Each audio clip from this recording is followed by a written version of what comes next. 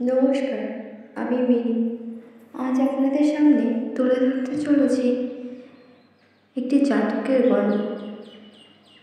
নাম সেরিবান ও সেরিবা। অনেক দিন আগে সেরিব নামে একটি রাজ্য ছিল। সেখানে থাকত সেরিবান ও সেরিবা নামে দুজন ফেরিওয়ালা। তারা পুরনো জিনিস কিনত আর নতুন জিনিস বেচত।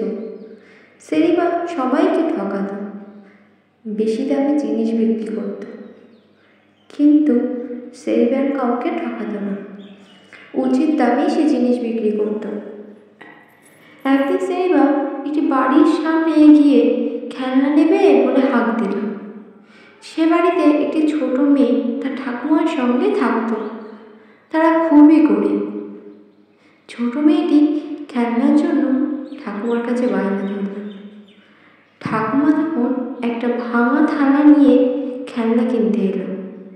সেরিবাকে বলল, এই থালাটার যা দাম হয় দাও, নাতনির জন্য একটা খেলনা নেব।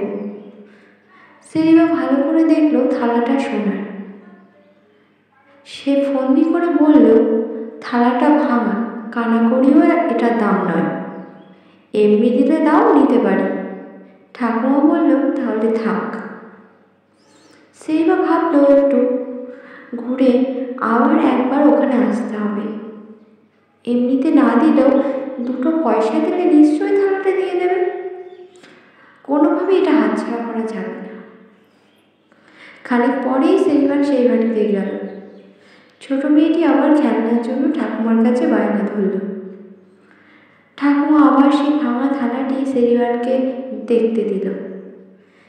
থালাটা দেখে সেরিবান বলল, এ তো সোনার থালা, অনেক দাম, আমার এই থালা কেনার মতো ক্ষমতা নেই।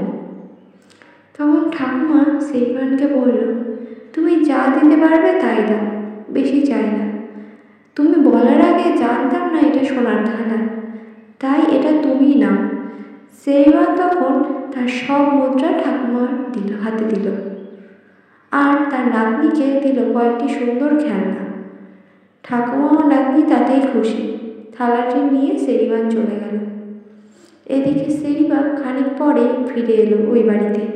এসে সব কথা শুনে সে বুঝলো থালাটা সেরিবানই নিয়ে গেছে। সেরিবা ছুটলো সেরিবানকে ধরবে বলে, যদি থালাটা পাওয়া যায়। কিন্তু সেরিবানকে সে খুঁজেই পেল না। সোনার থালাটা সেরিবার আর পাওয়া হলো না। তাহলে এর থেকে আপনারা কি বুঝলেন? মানুষকে ঠকিয়ে কি কখনো কোনো জিনিস সম্ভব? সম্ভব না। নমস্কার।